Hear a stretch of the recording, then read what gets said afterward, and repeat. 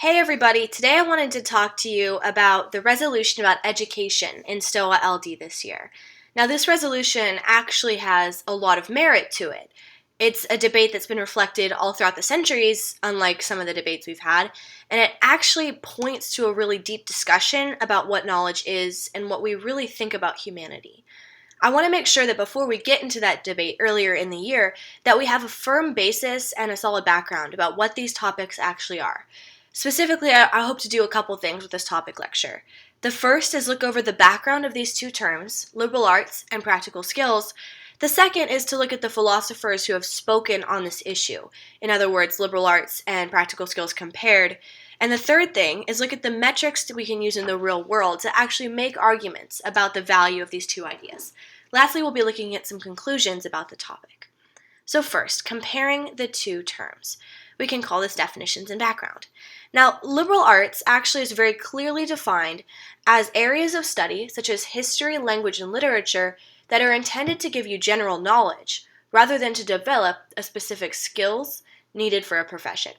Now, liberal arts largely draws its background from Greece and Rome, from classical liberal arts education.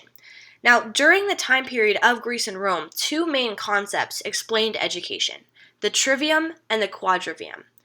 Now, the trivium literally means the three ways, and it talks about the stages that one goes through when studying: the grammar, logic, and rhetoric stages. It focuses on the verbal skills or the ability to articulate the knowledge that you have. Now, the quadrivium is the four ways, and it looks at other subjects that children would have studied, specifically astronomy, math, music, and geometry. And it deals with quantitative skills, in other words, knowledge that you have that you can't necessarily reason to. These are clearly very interrelated topic areas, and it looks a lot at the value of the classics.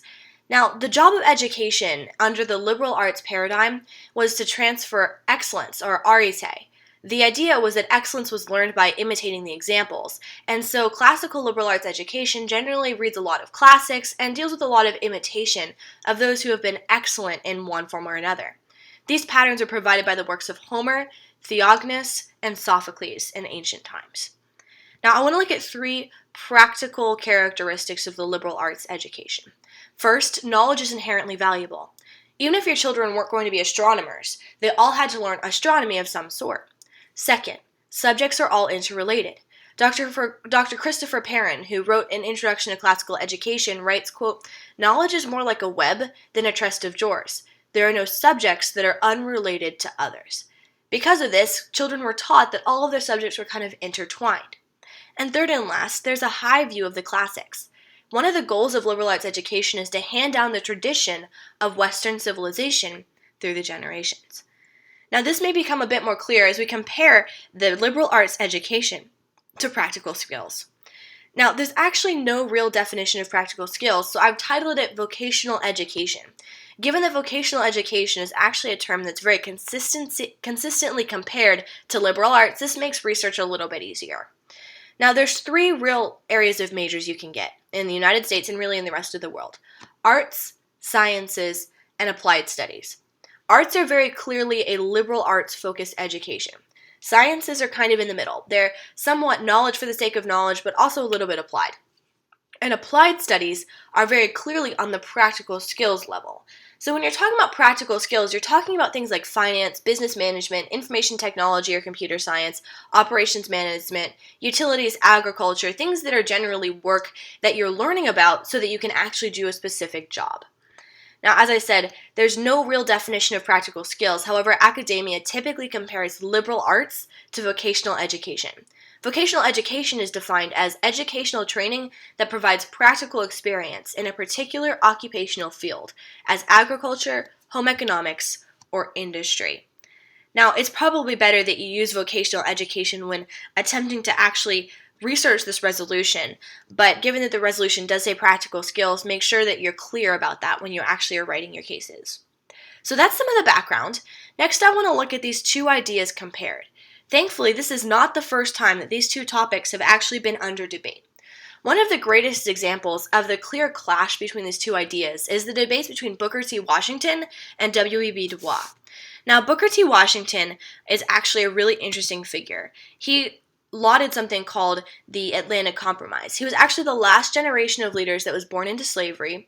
He believed it was not time to challenge Jim Crow laws, and instead advocated something called the Atlanta Compromise. Now, the Atlanta Compromise said that African Americans, after being freed from slavery, should submit to white political rule, but that they would have legal and economic and educational equality. He believed that if African Americans were able to achieve vocational education or advance themselves through education and entrepreneurship, then they would ultimately achieve equality at some point. In other words, trades and skills are the path to equality or economic independence. W.E.B. Du Bois had a very different opinion of what ought to be done. Now, he grew up in the white North, and he actually graduated from Harvard. He clearly opposed the Atlanta Compromise and instead led something called the Niagara Movement. Now, the Niagara Movement opposed policies of accommodation and believed that African Americans needed to have complete equality.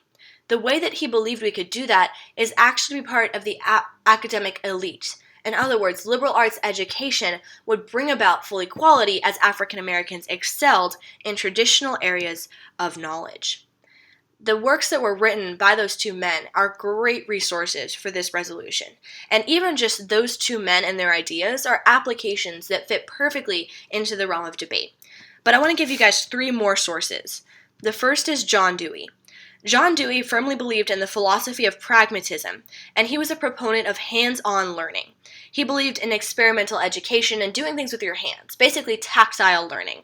He actually also believed that learning goes both ways, that both teachers would learn from students and vice versa. He disagreed with vocational education, but had an interesting view of how children learn that actually could be taken into account in this resolution. The second person is Charles Prosser. Charles Prosser was instrumental in writing the Smith-Hughes Act, which actually started the United States spending on vocational education. His work and his opinions are also something that could be very easily cited, as well as the Smith-Hughes Act itself and the logic behind passing that. Frederick Douglass was a thinker in the same realm as W.E.B. Du Bois. He believed that education is key to advancement, but he disagreed with the fact that liberal arts was the way to do that. He thought that teaching vocational education would help African Americans climb the ladder from slave to free. Now, I want to actually look at some real-world metrics about how these people's debates and how their opinions work out in the real world. There are 3 real-world ways to compare the two ideas. These are really just seeds of cases or arguments that you can develop more as the year goes on. I want to look at personal development, real-world implementation, and then how these things have worked out in developing countries. Now, the reason why I added developing countries is because they have really an entirely different realm of debate than the vast majority of other examples you'll see. And there's a lot we can learn from the way developing countries actually implemented these two ideas. So first, personal development. This idea tends to lean very clearly towards liberal arts. In fact, according to Dr. George D. Koo, who's the Chancellor's Professor Emeritus and Director of the National Institute for Learning Outcomes Assessment, writes that liberal arts students are generally more engaged in educational practices across the board. The reason why that happens is because liberal arts students are learn to love knowledge for the sake of knowledge. And because of that, they're more likely to engage individually in actually pursuing that knowledge. Liberal arts also creates flexibility between jobs and long careers. It also is capable of responding to labor changes in the market. Now, liberal arts has come back into fashion after a couple decades of disagreement with the basic tenet of it, so this might provide some interesting applications of, say, people in the tech industry who have liberal arts educations and so on and so forth. Implementation. Now, Peter Foster wrote a series of critiques that really explain the problems with implementing vocational education. This idea, once again, leans a little bit more towards liberal arts. For example, trained individuals might not be produced for when there is a demand in the labor market. In other words, they might have the wrong training for where there actually is an opening in a labor market. Skilled personnel might not enter the jobs for which they have been trained, but might choose the job with better opportunities. So in other words, their skills would become irrelevant. In other words, skilled personnel might not be utilized and instead be involved in tasks not relevant to their training.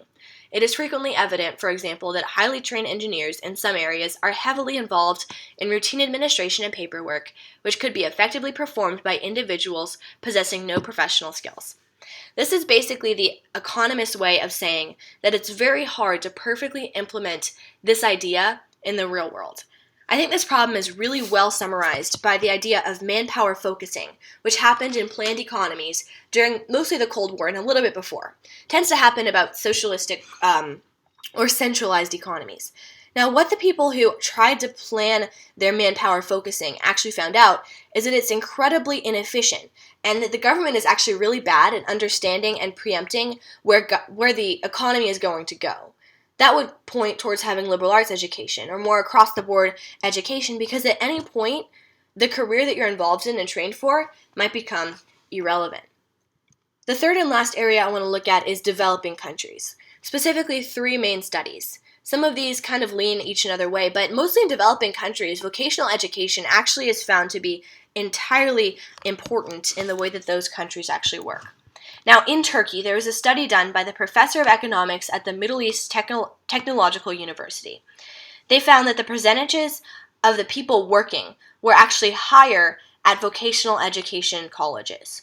In fact, it was the difference between 70 and 78% employment for men and 28 and 38% employment for women. The wages were also consistently higher over the years for people that were engaged in vocational education. In Israel, a study done by the professor of economics at Bar Ilan University basically said that there's no clear distinction in the Israeli economy between vocational education and liberal arts. In other words, it kind of depends what class you come from, where you are from originally, and what your heritage is. And the return on investment really isn't consistent across the board in Israel. That just points to the fact that this is a very complex issue that it's hard to draw a one-size-fits-all solution on. Lastly, in Nigeria, the founder and CEO of the Center for Social Justice and Human Development found that it's absolutely fundamental that Nigeria actually develop a vocational education system. Now, in Nigeria, there's a lot of liberal arts education. There's a lot of people that are actually very well educated, but there's no vocational education system. And because of that, there's no medical system, there's no clean drinking water, there's no agriculture or banking systems at all, really. In fact, only 27% of Nigerians have clean drinking water.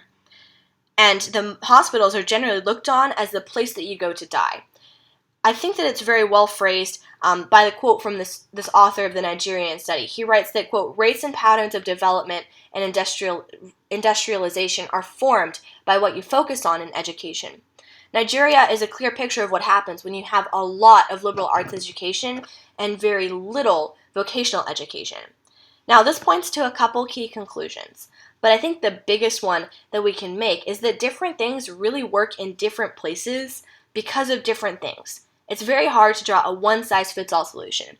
If you think you have the answer on this topic, you're probably wrong.